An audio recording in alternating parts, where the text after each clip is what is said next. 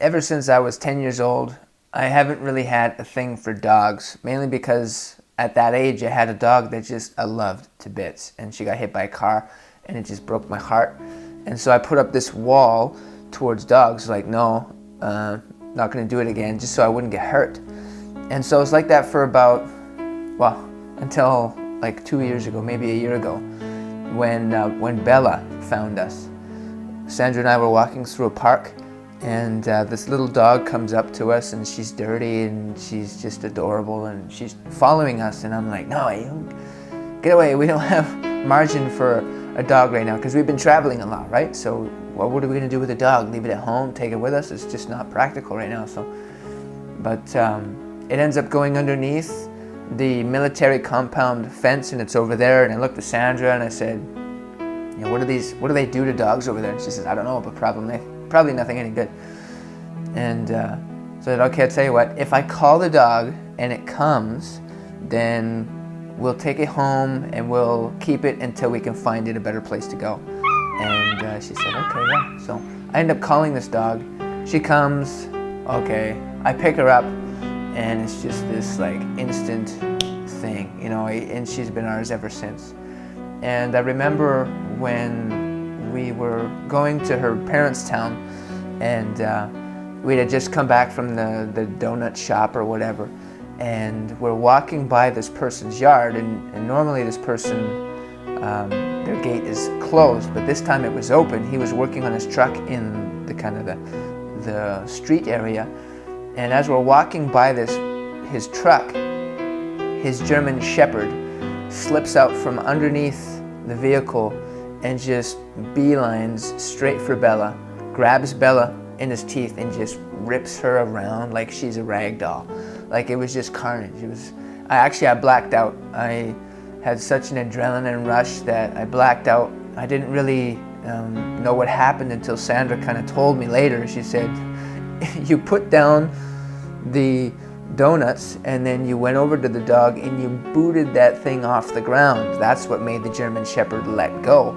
And man, I was just like, I was seeing red. I was just ready for war. I'm like, what do I do? Do I go into the yard and do I rip this dog to pieces with my teeth, or do I go and knock out the owner for letting this thing loose in the streets like that? Like, oh man. And so I just, all these thoughts, and just, it was crazy.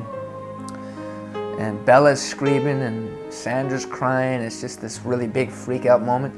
And but we check her out, and the German Shepherd just got her skin, just holes in the skin, that's all, nothing big. And so we said, okay, we'll let it pass. It's just an accident. And then later that day, we're talking about it with her family in the other town, and we see Bella in the corner, and she's shivering, and we're like, oh, it's so cute. She's terrified. I don't know why that'd be cute, but then she started swelling up.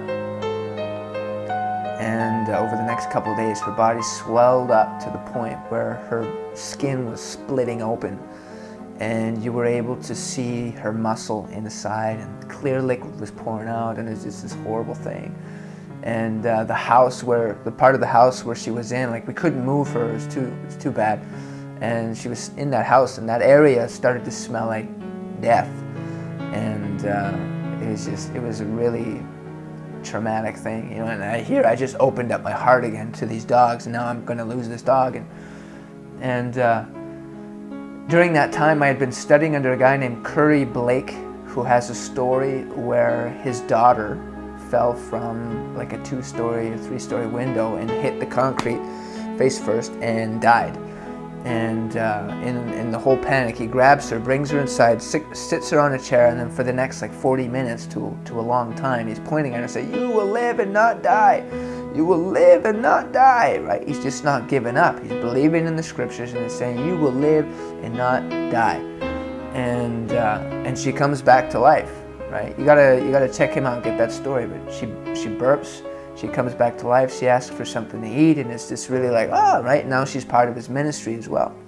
And the reason he was shouting, "You shall live and not die," for such a long time, and he had to get louder and louder and louder to drown out the voices in his head. It's like, you're gonna lose another one. You're gonna lose another daughter, because he had lost his first daughter a couple of years earlier to cancer. And so now I'm here with Bella, and I'm thinking, well, if he can do that with his kid, maybe I can do that with my kid. My kid being a dog, right? And so every 10 minutes, I'm saying, she's coming home with me. She's coming home with me. She's coming home with me. And she got worse and worse and worse. But the more that I said this, the more I drowned out those thoughts in my head, those voices saying, you're going to lose her. You're going to lose this dog of yours. And I just said, no, she's coming home with me. She's coming home with me. Worse and worse and worse she got. Finally, I'm out of town doing a men's conference with some Canadians who came down. And Sandra calls me up. And she's crying. She says, BJ, Bella's not going to make it. And we talked, and I hung up the phone. I wasn't upset on that moment, but I looked up into the sky and I said, God, you've got to do something right now, because I'm not there to even try to raise this thing from the dead. They're going to bury her as soon as they can. So you got to do something, or else this thing is done, right? And I left it at that. Went home, ended up having a real tough time getting to sleep. I cried for the first time in a real long time, and it's like, and I know it's a dog, but it's my dog, right? And I had just opened up my heart to this thing, and I'm going to lose it. And so the night goes by. Next morning, I meet up with Sandra again, and she says that, Bella's still breathing. And she said that she was over the dog. At this point, when Sandra called me, the dog had been dead for about 2 hours. What had happened is we called a farmer who was good with animals, I guess, and she came over and gave Bella some medicine. But when she looked at the amount that she gave her the same amount that you would give a 2,000-pound bull, right? So we have a 20-pound little Dalmatian, so it overkilled, and that's what killed her. So she was dead for about 2 hours. My father-in-law, he was there. He's been around a lot of dogs. He's had a lot of dogs, seen a lot of dead dogs. He's like, this is a dead dog. And so Sandra's there, and she's crying. She says, no, God, you told me that I could go home with this dog, so I rebuke this spirit of death in the name of Jesus. He just went into this thing, right? And I guess Bella passes gas and starts breathing again, but not to the point where it's anything like convincing, right? Like they were assuming they were coming back to a dead dog in the morning, and they came back in the morning, and no, Bella's still breathing. And then the next day, Bella's still breathing and actually starting to move now. And the next day, she's actually starting to drink. And the next day, she's trying to walk around. And the next day, she's going to the washroom. And the next day, she's getting her sight back because she went blind. And it just went like this for about 4 or 5 weeks until Bella was actually back in our house with us. And she's still with us. And my father-in-law was so impacted. Like, he's not a very strong Christian believer or whatever. And he's like a street guy, a tough guy, right?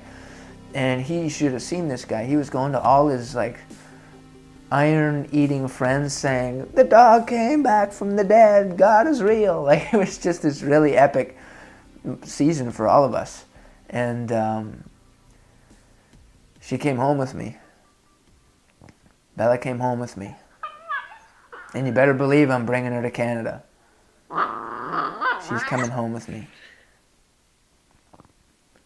God can and does some big things. You just gotta know what He's given you and not let go until you get it.